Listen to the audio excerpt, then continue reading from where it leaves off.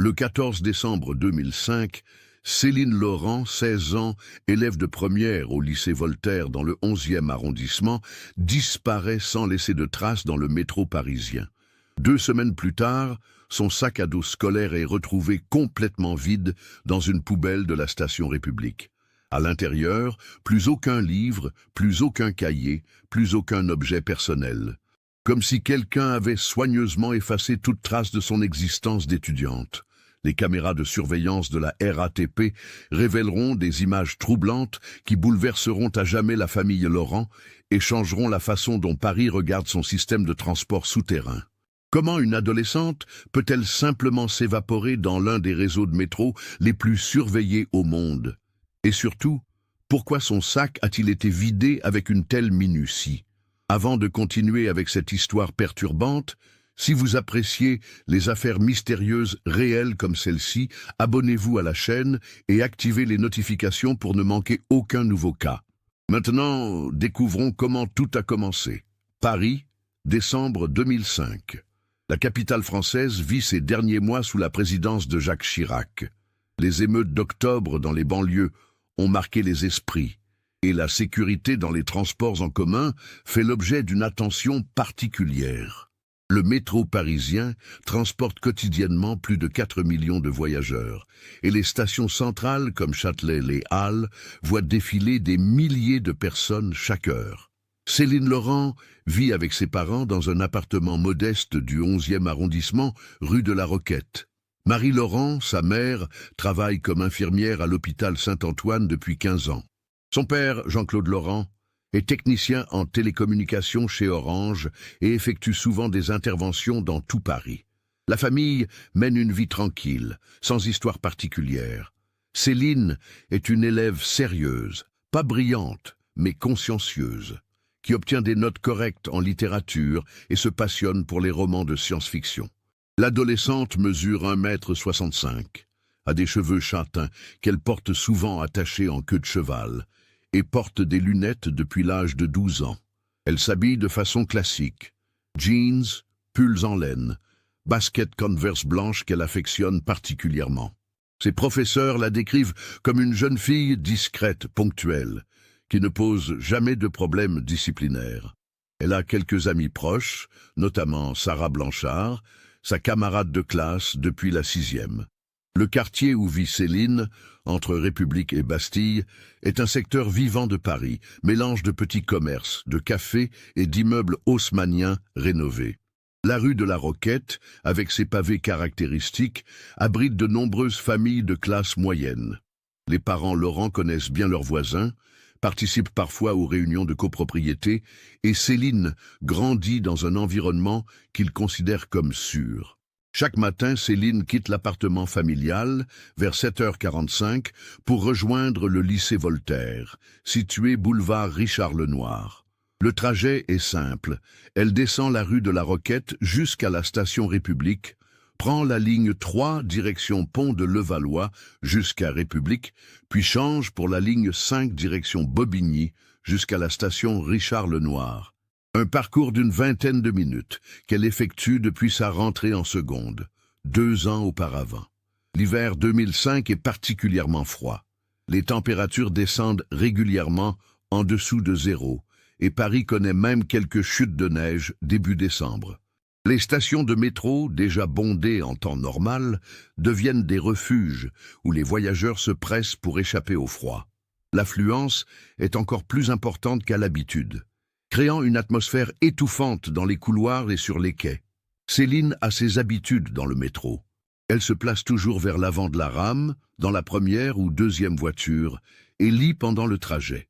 Ce matin du 14 décembre, elle emporte dans son sac à dos noir de marque Eastpak ses manuels scolaires, un livre de français sur Molière, son cahier de mathématiques, son classeur d'histoire-géographie et un roman de Ray Bradbury qu'elle lit pour un exposé de littérature.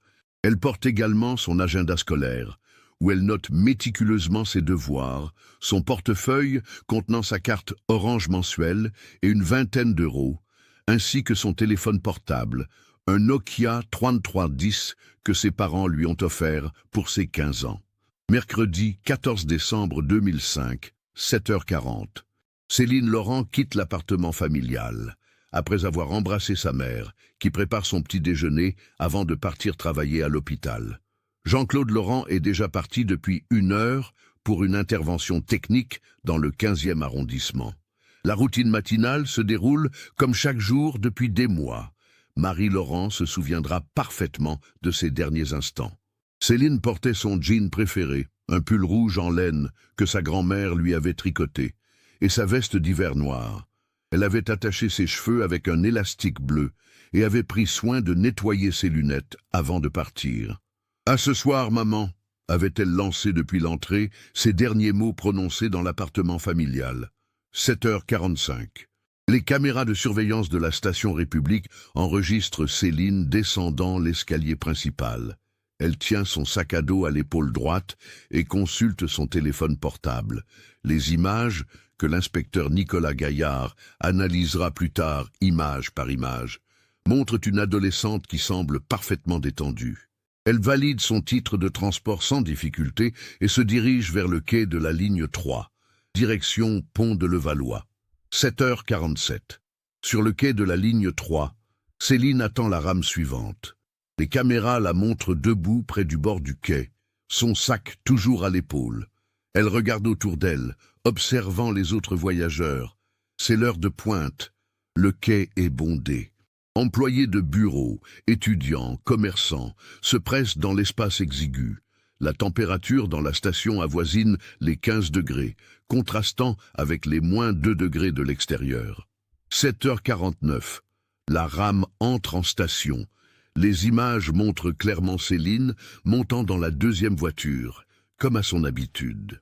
Elle trouve une place assise près de la fenêtre, dépose son sac sur ses genoux et sort son livre de Ray Bradbury.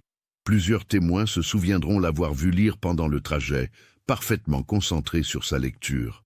8h02. La rame arrive à la station Châtelet-Les Halles. C'est ici que tout bascule.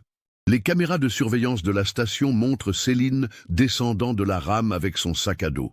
Elle suit le flot de voyageurs vers les couloirs de correspondance. Châtelet-Les Halles, l'une des stations les plus complexes du réseau parisien, est un véritable labyrinthe souterrain où se croisent 5 lignes de métro et 3 lignes de RER. 8h04. Dernière image claire de Céline Laurent. Une caméra de couloir, la filme marchant en direction des correspondances, tenant son sac d'une main et consultant son téléphone portable de l'autre. Elle semble hésiter, s'arrête quelques secondes, regarde autour d'elle. Puis elle disparaît de l'angle de vision de la caméra, engloutie par la foule matinale. Ce que les enquêteurs découvriront plus tard, c'est que Céline n'est jamais arrivée au lycée Voltaire ce matin-là. Madame Fontaine, son professeur de français, note son absence en première heure, mais n'y accorde pas d'importance particulière. Les absences ponctuelles ne sont pas inhabituelles, surtout en période hivernale, où les rhumes et grippes circulent. Ce n'est qu'à 18h30, quand Marie Laurent appelle le lycée pour savoir pourquoi Céline n'est pas rentrée à la maison, que l'alerte est donnée. La secrétariat confirme que Céline Laurent a été portée absente toute la journée, sans justification. 18h45. Marie Laurent contacte Sarah Blanchard, la meilleure amie de sa fille. Sarah n'a pas vu Céline de la journée et s'attendait à la retrouver en cours de français. Elle confirme que Céline n'a pas manifesté l'intention de sécher les cours, ce qui ne lui ressemble absolument pas. 19h15. Jean-Claude Laurent rentre du travail et trouve sa femme en larmes. Il tente de joindre Céline sur son téléphone portable, mais tombe directement sur la messagerie. Le Nokia 3310 semble éteint ou hors de portée réseau. 19h30. Les parents Laurent se rendent au commissariat du 11e arrondissement pour signaler la disparition de leur fille. L'officier de permanence, habitué à ce type de déclaration concernant des adolescents, leur explique qu'il faut attendre 48 heures avant d'ouvrir officiellement une enquête. Cependant, devant l'insistance des parents et le profil de Céline, adolescente sans problème, jamais fugueuse, il accepte de prendre une première déposition. 20h. Le signalement est transmis aux patrouilles de police du secteur et aux équipes de la RATP.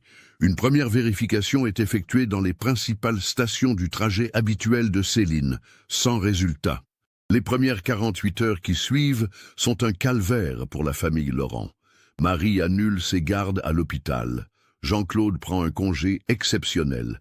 Ils arpentent les rues du quartier, interrogent les commerçants, collent des affiches avec la photo de Céline sur les panneaux d'affichage du 11e arrondissement. 16 décembre 2005, 48 heures après la disparition. L'inspecteur Nicolas Gaillard, de la brigade des mineurs, reprend officiellement l'enquête. Âgé de 42 ans, père de 2 adolescents lui-même, Gaillard a 15 ans d'expérience dans ce type d'affaires. Il commence immédiatement par visionner les bandes de surveillance du trajet de Céline. C'est en analysant méticuleusement les images de Châtelet-les-Halles qu'il fait une première découverte troublante. Après avoir disparu de l'angle de vision de la première caméra, Céline ne réapparaît sur aucune autre caméra de la station. Or, pour rejoindre n'importe quelle correspondance ou sortie, elle aurait forcément dû passer devant au moins une autre caméra de surveillance.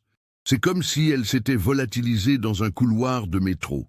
L'inspecteur Gaillard élargit alors ses recherches à toutes les stations de la ligne 3, puis aux lignes adjacentes.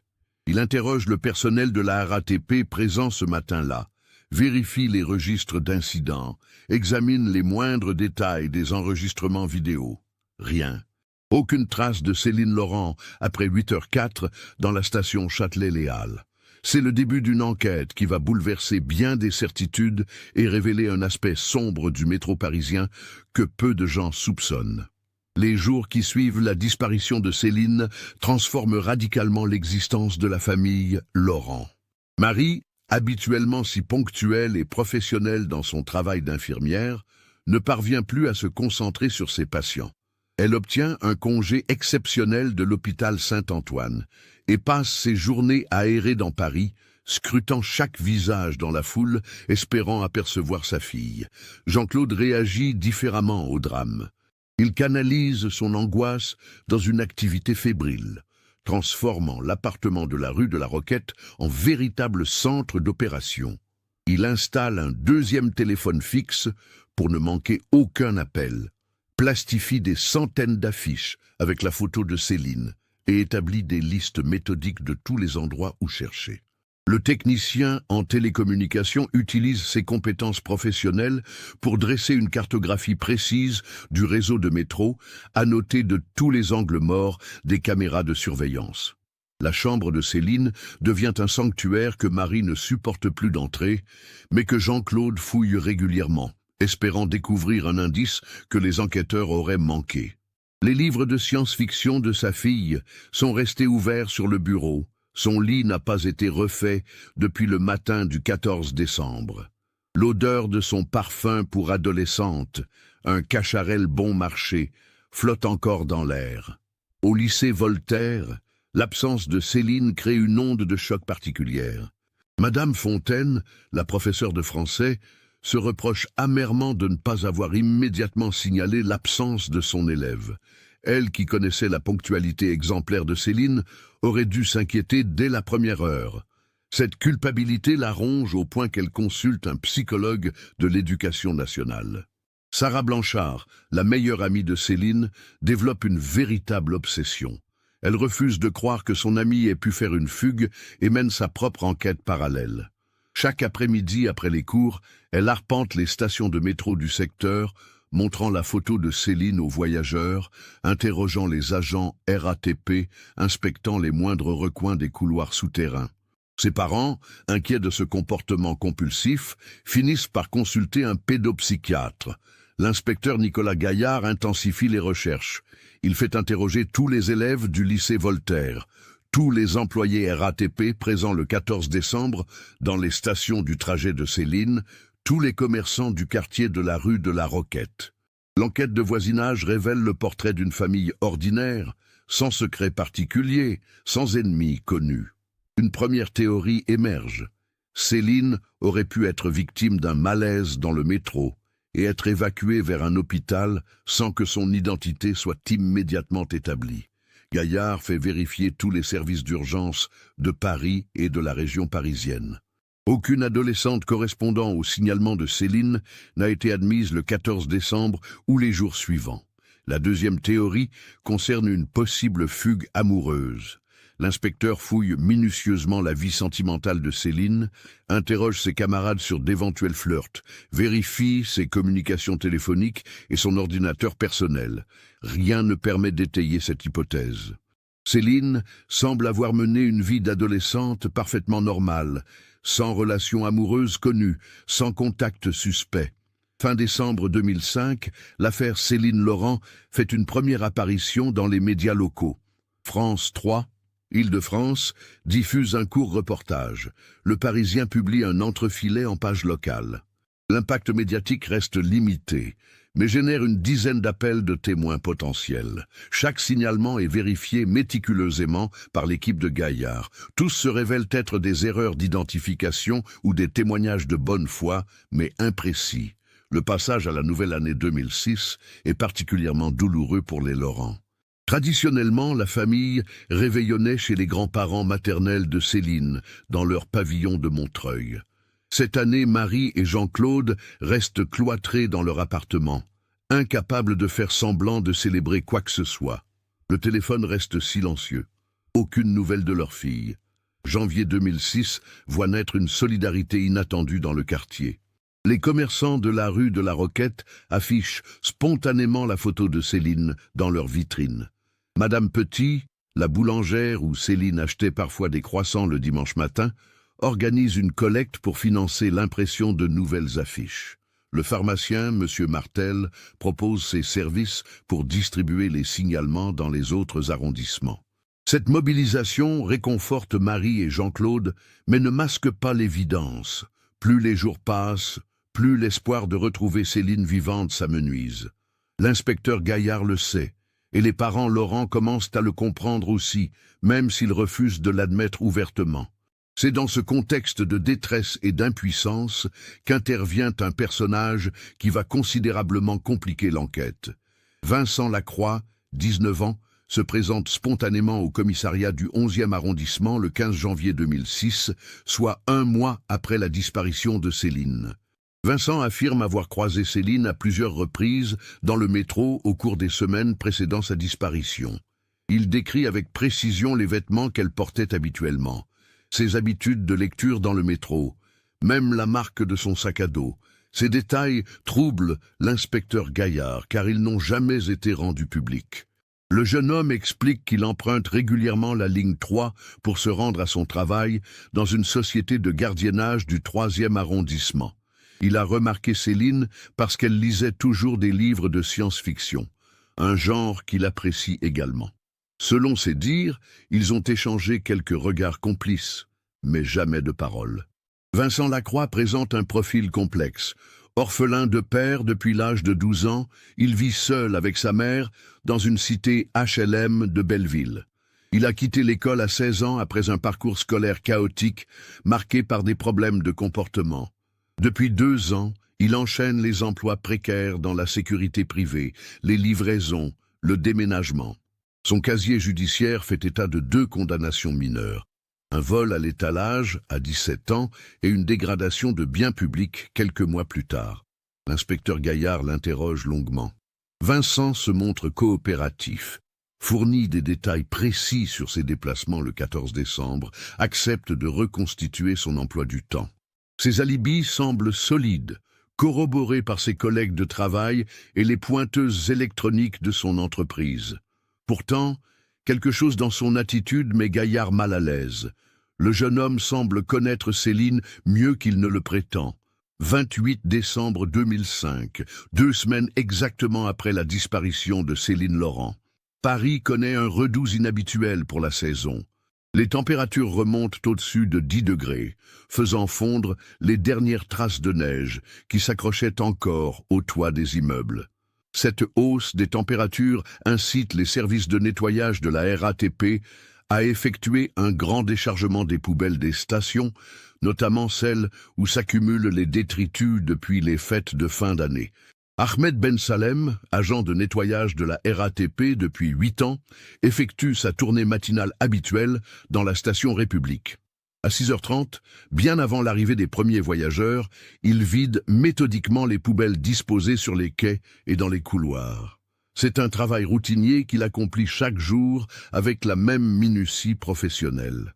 En soulevant le sac plastique d'une poubelle située près de la sortie rue du Temple, Ahmed sent une résistance inhabituelle. Quelque chose de lourd et rigide se trouve au fond du conteneur.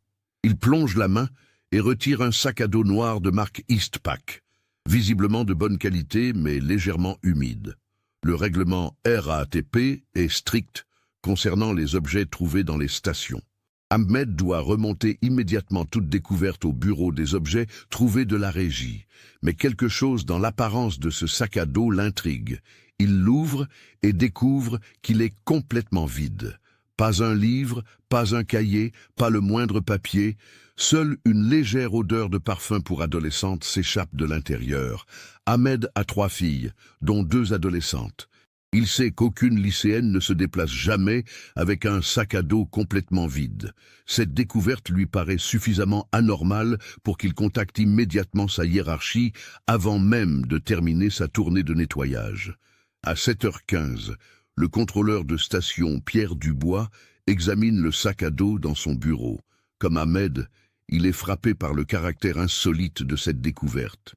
Un sac scolaire complètement vide, jeté dans une poubelle de métro, cela ne correspond à aucune logique habituelle. Les objets perdus ou jetés ont toujours une explication rationnelle. Portefeuille vidé après un vol, vêtements abîmés, appareils électroniques cassés, mais un sac à dos en parfait état, soigneusement vidé de tout contenu. Pierre Dubois connaît les grandes lignes de l'affaire Céline Laurent. Le signalement a été diffusé à tous les agents RATP et la description mentionne explicitement un sac à dos noir de marque Eastpak. Il contacte immédiatement l'inspecteur Gaillard. 9h30. Nicolas Gaillard arrive à la station République accompagné d'un technicien de l'identité judiciaire. Le sac à dos est immédiatement placé sous scellé pour analyse. Un périmètre de sécurité est établi autour de la poubelle où il a été trouvé. Et les agents de la police technique et scientifique commencent leur prélèvement. L'examen préliminaire du sac révèle plusieurs éléments troublants. D'abord, il ne porte aucune trace d'usure notable, malgré ces 2 semaines passées dans le système de transport parisien. Ensuite, l'intérieur a été manifestement nettoyé avec soin. Aucun résidu de papier, aucune trace de stylo, aucun débris habituellement présent dans un sac scolaire utilisé quotidiennement. Plus troublant encore, l'analyse des fibres textiles révèle des traces microscopiques de produits désinfectants, comme si quelqu'un avait volontairement effacé toute trace d'ADN ou d'empreinte digitale. Ce niveau de précaution dépasse largement celui d'un voleur ordinaire qui se débarrasserait d'un objet compromettant. 10h45. Marie et Jean-Claude Laurent sont convoqués au commissariat pour identifier formellement le sac à dos. Marie s'effondre en larmes dès qu'elle l'aperçoit. Elle reconnaît sans hésitation le sac de sa fille. Une petite déchirure près de la fermeture principale causée par un stylo qui avait percé quelques mois auparavant. Une tache d'encre bleue sur la poche avant, pratiquement invisible, mais que Marie avait remarqué. Il s'agit bien du sac à dos de Céline. Jean-Claude, plus analytique dans sa douleur, remarque immédiatement l'absence totale du contenu habituel. Il dresse la liste précise de ce que sa fille transportait chaque jour. Ses manuels scolaires, ses cahiers soigneusement étiquetés, son agenda où elle notait ses devoirs avec une écriture appliquée, son étui à crayon contenant ses stylos préférés, son portefeuille en cuir rouge, son téléphone portable Nokia. L'inspecteur Gaillard comprend qu'il ne s'agit plus d'une simple disparition d'adolescente. Le fait que le sac ait été retrouvé vide dans une station différente de celle où Céline a disparu après avoir été soigneusement nettoyée indique clairement une intervention criminelle. Quelqu'un a délibérément effacé les traces de l'existence scolaire de Céline Laurent. Cette découverte relance l'enquête avec une intensité nouvelle. L'inspecteur Gaillard constitue une équipe renforcée comprenant 2 enquêteurs supplémentaires et un spécialiste des affaires de mœurs. La station République devient l'objet d'une surveillance renforcée. avec vérification de toutes les heures des enregistrements de vidéosurveillance depuis le 14 décembre. L'analyse des images de surveillance de République révèle un détail troublant. Le 27 décembre, vers 23h30, soit quelques heures seulement avant la découverte du sac par Ahmed, les caméras enregistrent la présence d'une silhouette masculine près des poubelles du secteur. L'homme porte une capuche qui masque son visage, mais sa démarche et sa morphologie correspondent approximativement à celles de Vincent Lacroix. Confronté à ces images le 2 janvier 2006, Vincent nie catégoriquement s'être trouvé à République le soir en question. Il affirme avoir passé la soirée chez sa mère à Belleville, en compagnie de plusieurs amis venus regarder un match de football à la télévision. Pourtant, quand l'inspecteur Gaillard vérifie ses alibis, les versions des témoins présentent des incohérences troublantes. L'enquête de voisinage dans le secteur de République apporte un nouvel élément. Madame Germaine Morel, retraitée de 72 ans qui habite rue de Bretagne, promène son chien chaque soir vers 23h dans le quartier. Le 27 décembre, elle a remarqué un jeune homme qui semblait attendre près de l'entrée de la station, consultant fréquemment sa montre. Quand elle lui montre la photo de Vincent Lacroix, elle hésite puis déclare « Cela pourrait être lui, mais je ne peux pas l'affirmer avec certitude. Il faisait sombre et il portait une capuche. » Parallèlement, l'analyse scientifique du sac à dos de Céline apporte des révélations inquiétantes. Les traces de produits désinfectants sont confirmées, mais surtout, l'examen minutieux révèle des fibres textiles qui ne correspondent à aucun des vêtements portés par Céline le jour de sa disparition. Ces fibres, de couleur beige et de texture particulière, proviennent d'un tissu d'ameublement, probablement un canapé ou une moquette.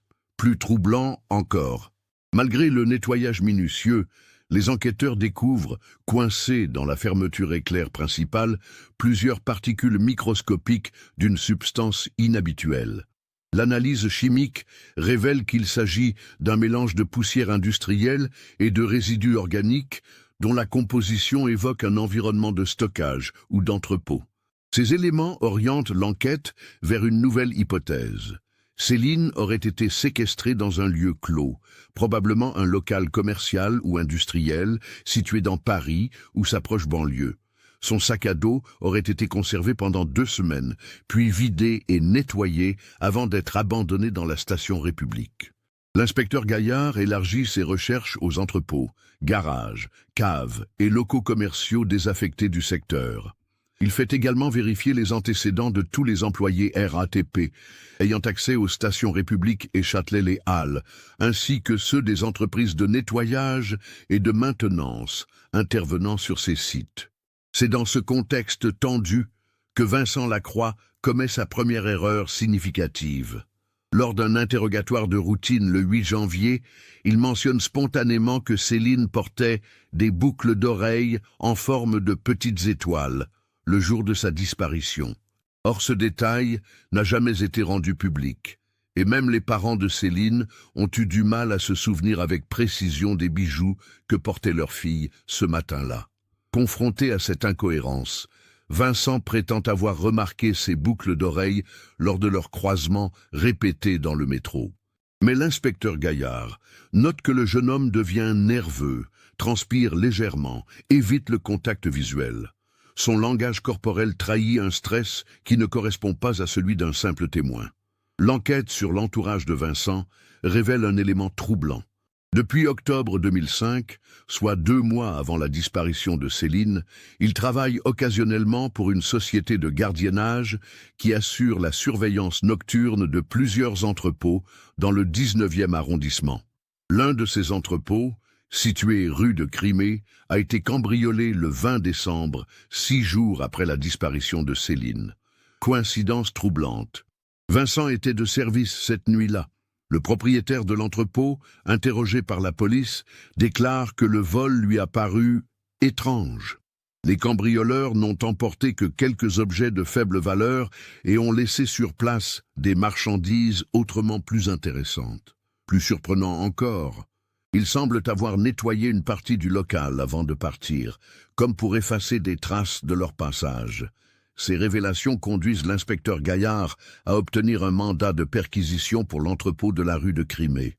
La fouille, menée le 12 janvier 2006, révèle dans un recoin du bâtiment des traces qui vont bouleverser l'enquête. Quelques cheveux châtains coincés dans une fissure du mur, des fibres textiles correspondant au pull rouge que portait Céline le jour de sa disparition, et surtout, gravés dans le plâtre d'un mur, les mots « Maman Papa » tracés avec un objet pointu, vraisemblablement une clé ou un stylo. L'écriture, analysée par un expert en graphologie, présente des similitudes frappantes avec celle de Céline Laurent, telle qu'elle apparaît dans ses cahiers scolaires saisis au domicile familial. Les parents, confrontés à cette découverte, reconnaissent la façon caractéristique dont leur fille formait la lettre M et les jambages de ses P. Céline Laurent a donc bien été retenue prisonnière dans cet entrepôt, probablement pendant plusieurs jours. Mais où est-elle maintenant? Et quel rôle exact joue Vincent Lacroix dans cette affaire qui prend une tournure de plus en plus sombre? L'analyse des téléphones portables devient cruciale dans l'enquête.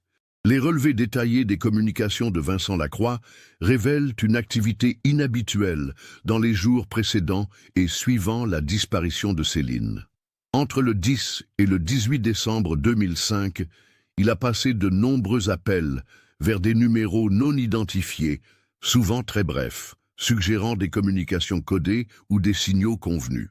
Plus troublant encore, l'analyse de la géolocalisation de son téléphone portable montre qu'il s'est trouvé à proximité de la station Châtelet-Les Halles à plusieurs reprises durant la semaine précédant la disparition de Céline, toujours aux mêmes heures matinales. Ces présences répétées ne correspondent à aucun trajet professionnel logique pour se rendre à ses lieux de travail habituels. L'inspecteur Gaillard découvre également que Vincent possède un deuxième téléphone portable, un ancien modèle qu'il a déclaré en panne lors de ses premiers interrogatoires. Saisi lors d'une perquisition à son domicile de Belleville, cet appareil révèle un historique d'appels inquiétant. Vincent a contacté à plusieurs reprises un certain Marcus, dont l'identité reste à établir, ainsi qu'un numéro de téléphone fixe correspondant à un débit de boisson du 18e arrondissement. L'établissement en question, le Rendez-vous, situé rue Marcadet, présente un profil particulier. Officiellement un simple café-bar, il semble surtout fréquenté par de jeunes hommes au profil social précaire. Le propriétaire, Karim Benessa, 43 ans, a un casier judiciaire chargé. Plusieurs condamnations pour proxénétisme, recel et trafic de stupéfiants. Il a été libéré de prison en septembre 2005, soit 3 mois avant la disparition de Céline. La surveillance discrète du Rendez-vous révèle un va-et-vient constant d'adolescents et de jeunes adultes, principalement entre 14h et 18h, aux heures de sortie des lycées parisiens. Les enquêteurs remarquent que plusieurs de ces jeunes arrivent accompagnés d'adultes et repartent seuls, ou l'inverse. Ces comportements évoquent fortement les modes opératoires des réseaux de traite d'êtres humains spécialisés dans l'exploitation de mineurs. L'enquête s'oriente alors vers une hypothèse qui glace le sang des parents Laurent. Céline aurait pu être victime d'un réseau de prostitution forcée utilisant le métro parisien comme terrain de chasse. Cette hypothèse expliquerait la minutie avec laquelle son sac à dos a été vidé et nettoyé, effacer toute trace de son identité d'étudiante pour la transformer en simple marchandise anonyme. Vincent Lacroix aurait joué le rôle de rabatteur, observant les habitudes de Céline pendant plusieurs semaines avant de signaler sa vulnérabilité au réseau. Sa connaissance précise des détails physiques de l'adolescente, ses présences répétées aux mêmes heures dans les mêmes stations, tout concorde avec cette hypothèse. L'inspecteur Gaillard fait alors une découverte qui bouleverse l'enquête. En approfondissant les recherches sur les antécédents de Vincent, il découvre que le jeune homme a lui-même été placé en foyer de l'aide sociale à l'enfance entre l'âge de 14 et 17 ans suite à des négligences familiales graves. Durant cette période, il a été suivi par plusieurs éducateurs spécialisés et psychologues pour des troubles du comportement et difficultés relationnelles. Plus troublant, l'un de ses éducateurs de l'époque, Jean-Marc Perrin, a été révoqué de ses fonctions en 2003, suite à des soupçons d'abus sur mineurs. Bien qu'aucune condamnation n'ait abouti faute de preuves suffisantes, plusieurs adolescents avaient porté plainte contre lui. Perrin a ensuite disparu des radars administratifs, mais les enquêteurs découvrent qu'il fréquentait régulièrement le rendez-vous sous une fausse identité. Cette révélation éclaire d'un jour nouveau la personnalité de Vincent Lacroix. Probable victime d'abus durant son placement, il aurait pu être retourné par ses anciens bourreaux et contraint de devenir à son tour un maillon du réseau criminel. Cette hypothèse expliquerait son comportement contradictoire, à la fois coopératif avec les enquêteurs et manifestement terrorisé par quelque chose qu'il n'ose pas révéler. Les parents Laurent, informés de ces développements, vivent un calvaire supplémentaire. L'idée que leur fille puisse être exploitée sexuellement quelque part à Paris les ronge autant que l'incertitude sur son sort. Marie Laurent développe des troubles du sommeil sévères et doit être hospitalisée pour épuisement nerveux. Jean-Claude, lui, canalise sa rage dans une activité d'enquête personnelle obsessionnelle, arpentant les rues chaudes de Paris à la recherche d'un visage familier. C'est dans ce contexte de tension extrême que l'inspecteur Gaillard décide de tendre un piège à Vincent Lacroix. Il organise une confrontation avec un faux témoin, un policier en civil qui affirme avoir vu Vincent en compagnie d'une jeune fille correspondant au signalement de Céline le soir du 14 décembre. Face à cette accusation, Vincent s'effondre partiellement et laisse échapper des informations cruciales. Il admet connaître Karim Benaïssa et fréquenter le rendez-vous, mais maintient qu'il n'a jamais participé à l'enlèvement de Céline. Selon ses dires, il était effectivement chargé de repérer des adolescentes vulnérables dans le métro, mais seulement pour signaler leur existence au réseau. D'autres personnes se chargeaient ensuite de l'approche et de l'enlèvement proprement dit. Vincent révèle l'existence d'un système sophistiqué. Plusieurs rabatteurs, comme lui, observent les habitudes des lycéennes dans différentes stations de métro, identifient celles qui voyagent seules et régulièrement aux mêmes heures, puis transmettent ces informations à une équipe spécialisée dans l'abordage et la manipulation psychologique.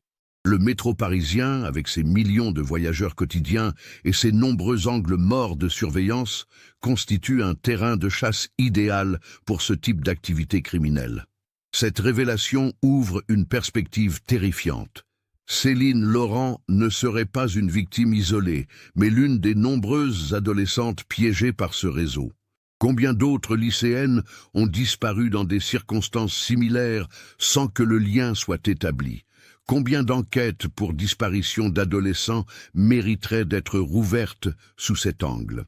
L'inspecteur Gaillard prend conscience qu'il ne s'agit plus seulement de retrouver Céline Laurent, mais de démanteler un réseau criminel d'envergure qui utilise le système de transport parisien comme une véritable usine à victimes. Le temps presse, car chaque jour de retard peut signifier de nouvelles disparitions, de nouveaux drames familiaux, de nouvelles vies brisées. La révélation sur l'existence de ce réseau organisé plonge l'enquête dans une nouvelle dimension.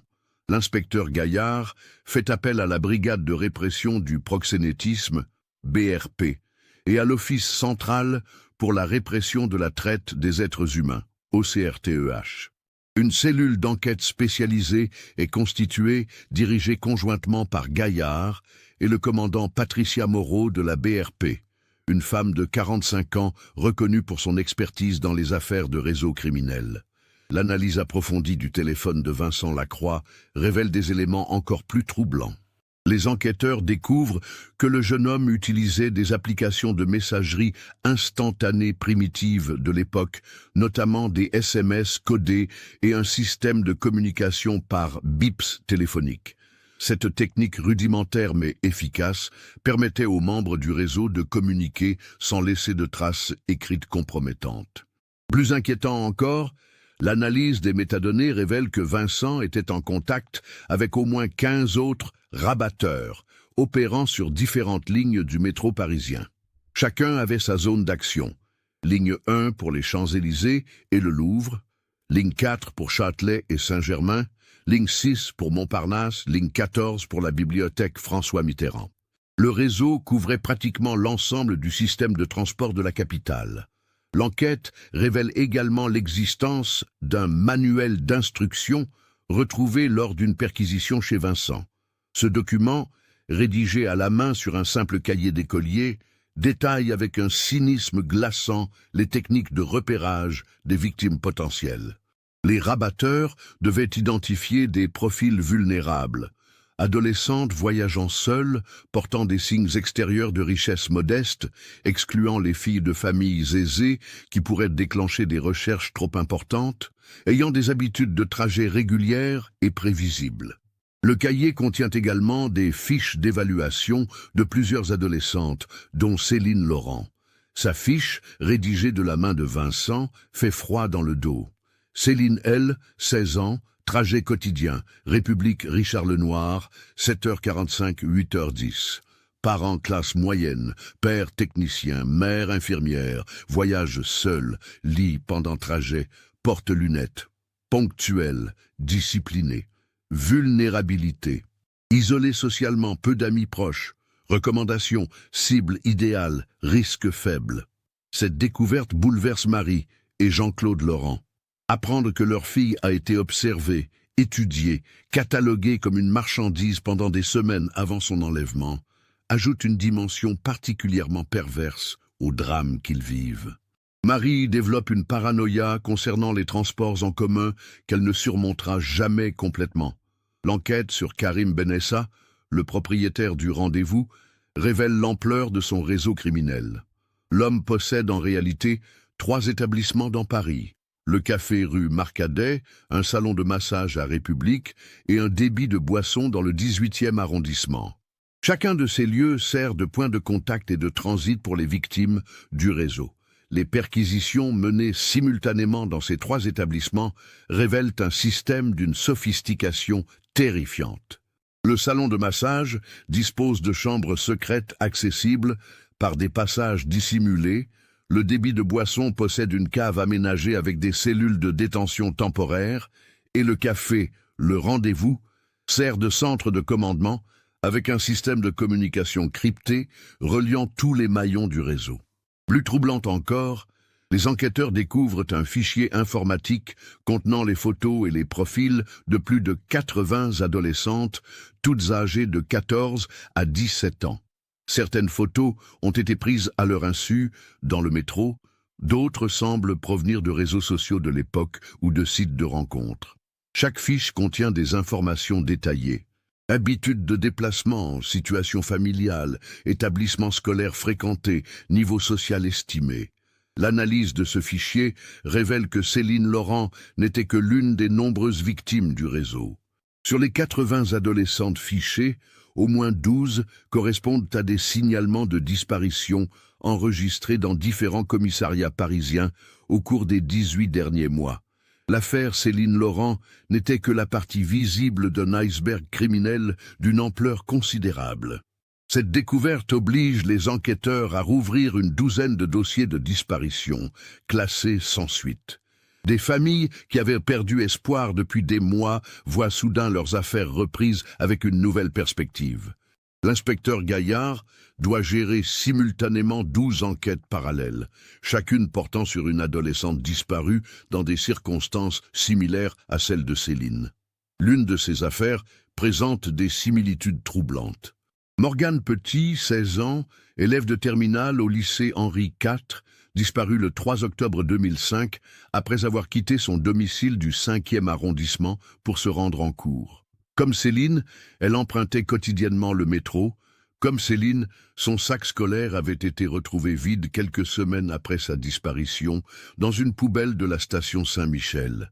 Les parents de Morgane, contactés par l'inspecteur Gaillard, révèlent des détails qui renforcent l'hypothèse du réseau organisé. Leur fille avait mentionné, dans les jours précédant sa disparition, avoir été abordée plusieurs fois par une jeune femme sympathique qui lui demandait des renseignements sur les horaires de métro.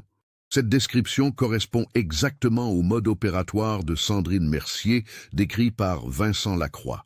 L'enquête révèle également l'existence de complices insoupçonnés au sein même de la RATP, 2 agents de sécurité et un contrôleur, sont soupçonnés d'avoir fourni des informations sur les angles morts de surveillance et les horaires de passage des équipes de maintenance. Ces informations permettaient au réseau d'opérer en toute impunité dans les zones les moins surveillées du métro parisien. Jean-François Dubois, contrôleur à la station République depuis 12 ans, père de famille apparemment sans histoire, est arrêté le 19 janvier 2006. Les perquisitions à son domicile révèlent qu'il percevait des sommes importantes en liquide, incompatibles avec son salaire officiel. Confronté aux preuves, il admet avoir été payé pour fermer les yeux sur certaines activités suspectes dans sa station, sans prétendre connaître la véritable nature du réseau criminel.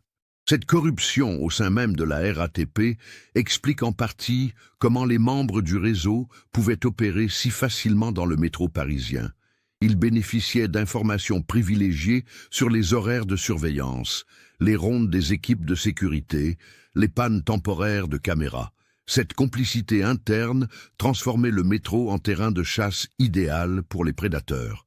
L'affaire prend une dimension politique lorsque les médias s'emparent de ces révélations sur la corruption dans les transports publics.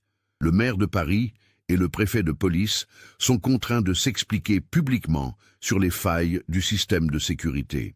Une commission d'enquête parlementaire est diligentée pour examiner les dysfonctionnements qui ont permis à ce réseau d'opérer pendant des mois sans être détecté. Parallèlement, l'enquête sur Jean-Marc Perrin, l'ancien éducateur spécialisé, révèle l'étendue de ses méfaits passés.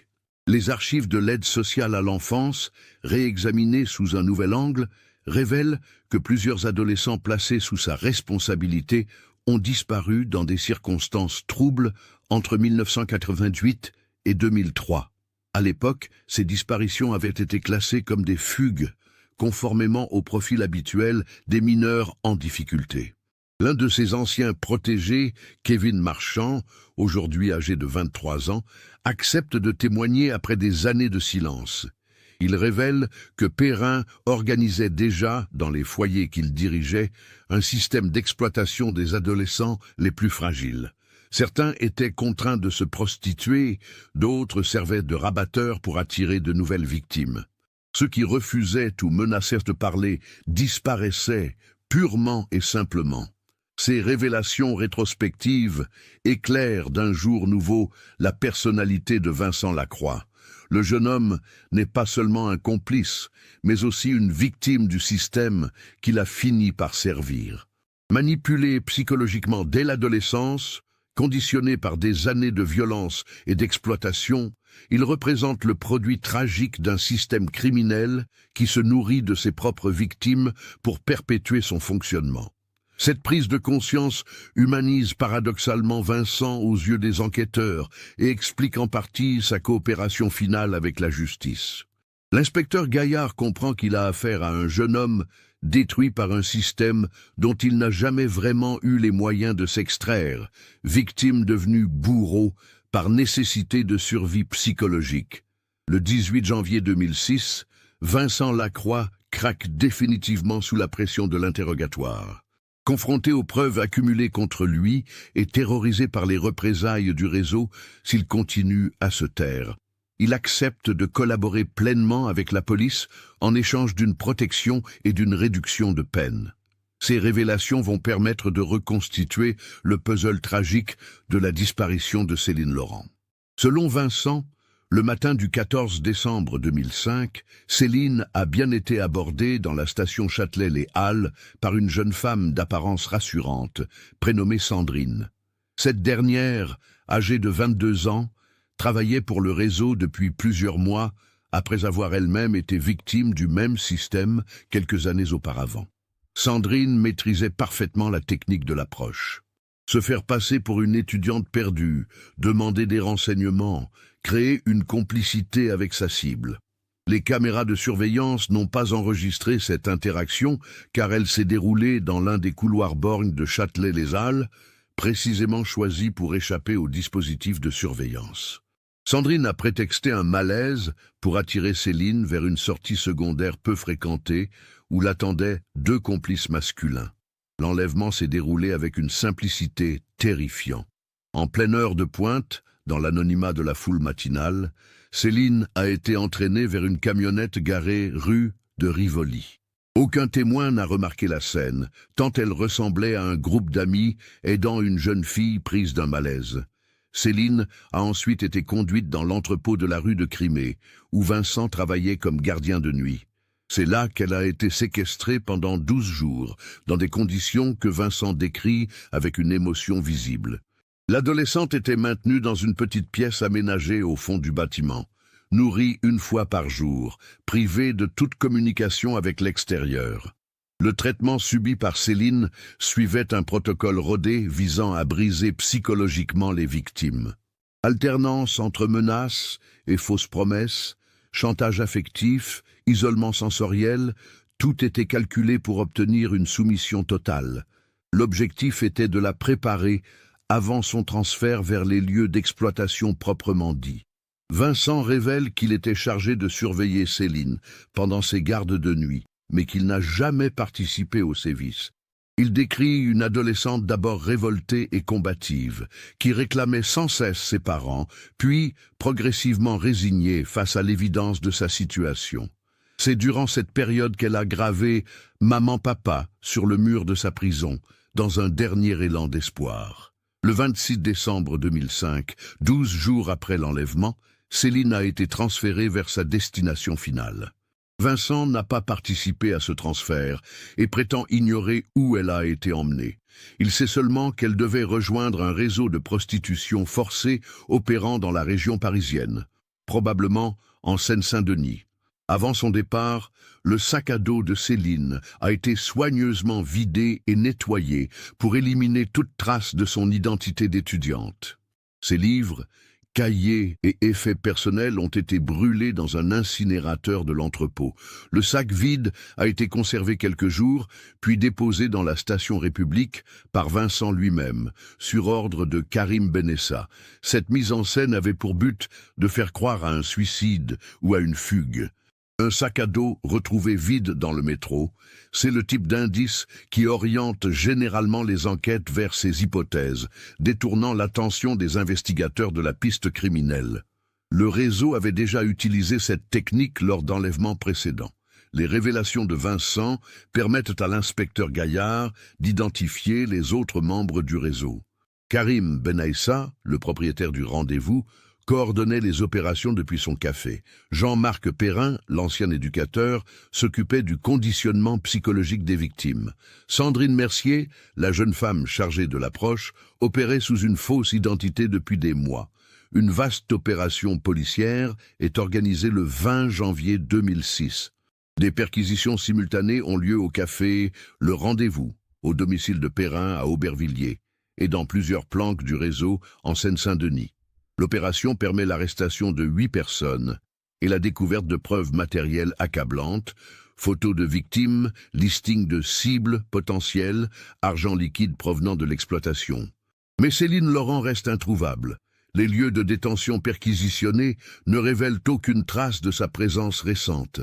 Karim Benessa et Jean-Marc Perrin, interrogés séparément, nient catégoriquement connaître le sort final de l'adolescente. Selon eux, elle aurait été vendue à un autre réseau opérant hors de la région parisienne, mais ils refusent de révéler lequel. C'est finalement Sandrine Mercier qui apporte les éléments décisifs 3 jours après son arrestation. Rongée par la culpabilité et terrifiée par les perspectives judiciaires, elle accepte de négocier sa coopération contre une réduction de peine. Ces révélations vont permettre de boucler définitivement l'enquête sur la disparition de Céline Laurent. Selon Sandrine, Céline n'a jamais quitté la région parisienne.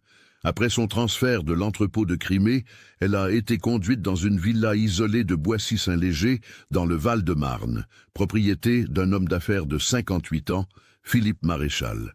Cet homme, apparemment respectable, dirigeait en réalité un réseau de prostitution haut de gamme destiné à une clientèle fortunée.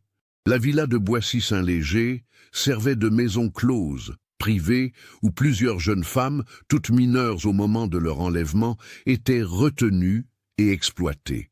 Céline y a été transférée le 26 décembre 2005 et y est restée jusqu'au drame final.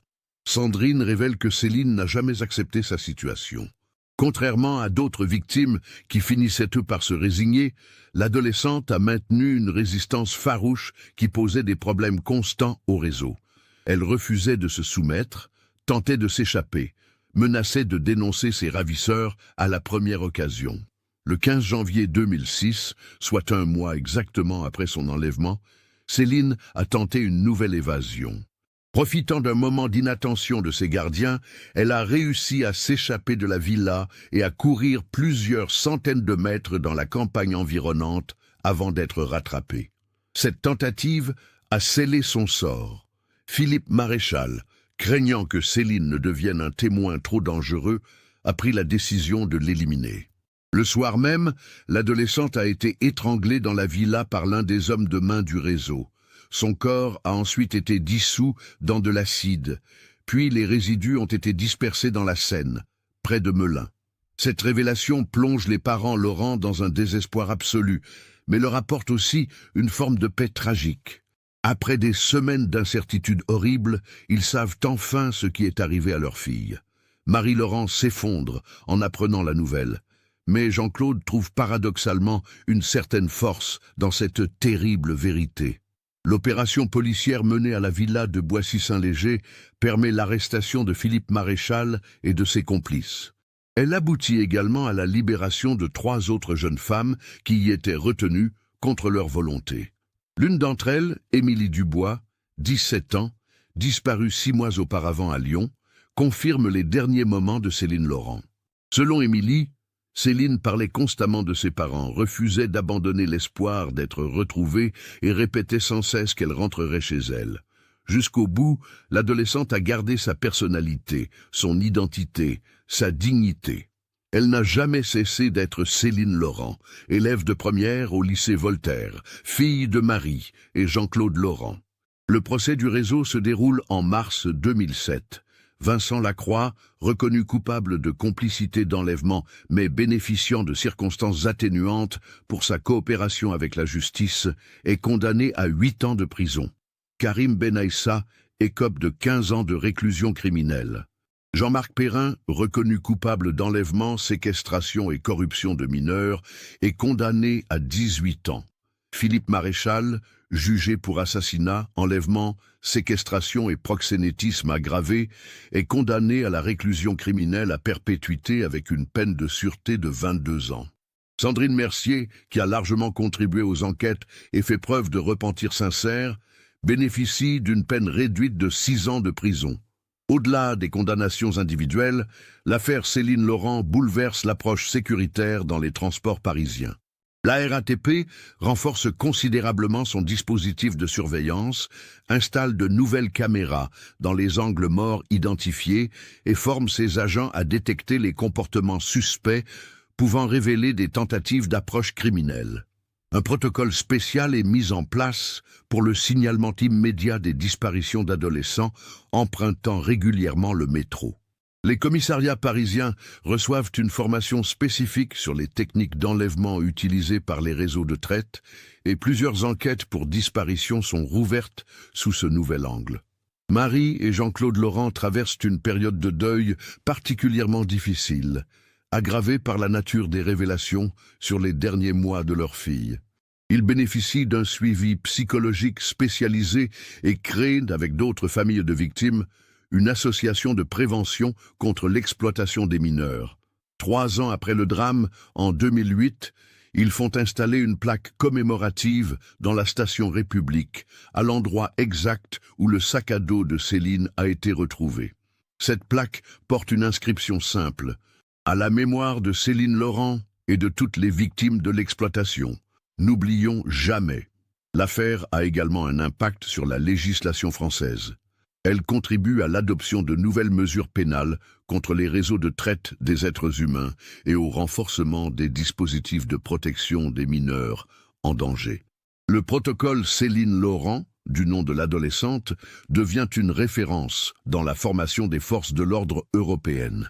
Aujourd'hui encore, l'histoire de Céline Laurent reste dans les mémoires comme un symbole de l'innocence brisée par la barbarie criminelle, mais aussi comme un catalyseur d'évolution positive dans la lutte contre l'exploitation des mineurs. Sa mort tragique aura au moins servi à sauver d'autres vies, à protéger d'autres adolescents des griffes de prédateurs sans scrupules. Cette affaire nous montre comment des prédateurs peuvent exploiter les failles de notre société moderne pour s'attaquer aux plus vulnérables. Le métro parisien, symbole de modernité et de sécurité, cachait en réalité des dangers que peu de gens soupçonnaient. Avez-vous remarqué les signaux d'alarme tout au long de cette enquête? Les habitudes de Céline, observées par Vincent, l'approche calculée dans les angles morts des caméras, l'organisation méthodique de ce réseau criminel? Partagez vos réflexions dans les commentaires. Si cette reconstitution vous a marqué, n'hésitez pas à vous abonner à la chaîne et à activer les notifications pour découvrir d'autres enquêtes approfondies. Votre like et votre partage nous aident à sensibiliser le plus grand nombre à ces réalités tragiques. Car c'est en comprenant les mécanismes du crime qu'on peut mieux s'en protéger.